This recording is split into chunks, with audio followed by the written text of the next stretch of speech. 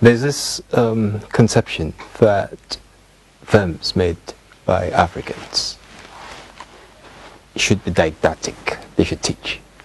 And I see also that many people who watch the films from our film industry always look for the lesson to be learned. They want to learn something from it, which is the feedback from the audience. They watch these films in order to learn either moral tales or tales of value and so on. In making your films, does this guide you in any way? Are you thinking about passing on some? It doesn't. I say so. In 1982, the first armed robber who was shot, I still remember his name, Mr. Michael Dung, who was executed. At his execution ground, somebody picked the pocket of an Air Force officer. So I asked people, see, what lesson could there be when the man who did similar thing is being executed? And he didn't even choose to pick the pocket of an ordinary citizen. It was an Air Force officer. I believe we, changed the order. First, films must entertain. Then, along entertainment, you can now inform and educate. If you want education, you go to the classroom. If you want to be informed, you turn on your TV and listen to news. If you want to be entertained, you go to the cinema and be entertained. So it kind of pisses me off when people say, what's the moral lesson? I don't believe if I say that stealing is bad, that is going to stop the next man who wants to steal. But I believe through getting you entertained, there's something that could hit you without you knowing it. And that's how I want my moral lessons to be subtle. They come in a way that you may not know until you've walked away from the cinema. And first, I'd like to entertain people first. And it's when my film was selected to screen at the United Nations Conference on Trade in 2008, I remember screening whitewaters in different parts of Nigeria. Once you have the helicopter shot of Eagle Square in Abuja, people start clapping. And that's the list of the places I'll celebrate. Once she screens outside this country, everywhere will be quiet.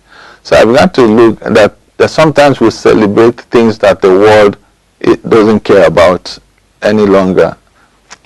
We grew up watching Indian films. We knew nothing. I don't understand India, but I enjoyed their movies from beginning to the end.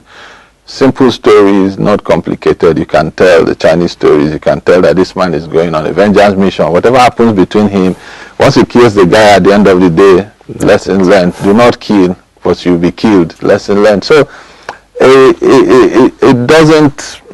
I don't think I feel messages. Entertainment for me is key. When I looked at them, one of the questions I got from some Indian family sitting beside me during the screening was they saw beautiful sceneries, and they were asking, he said he's been to Lagos. You can bet that there's nowhere like this in Lagos. I said, go and look at the map of Nigeria. Lagos is just a small island somewhere. Nigeria is that big. So he's been able, and the Nigerian embassy in Israel also attested to the fact that after screening, because we screened in Tel Aviv and other film was supposed to screen in Jerusalem. When we got to Jerusalem, whitewaters was everywhere because they demanded for it, and there was a surge in people applying to come to Nigeria after that film was exhibited, which means their tactics worked. And what the film presented was a different part of Nigeria that people don't go. I have friends in the US who will tell you that they've not heard anybody saying, I'm going to Nigeria for holiday. Whoever is coming to Nigeria is coming for business. But Nigeria has got great tourism potentials that's not been tapped. And so that's also one lesson learned. And so I realized that we are so used to trying to figure out what the moral lessons would be.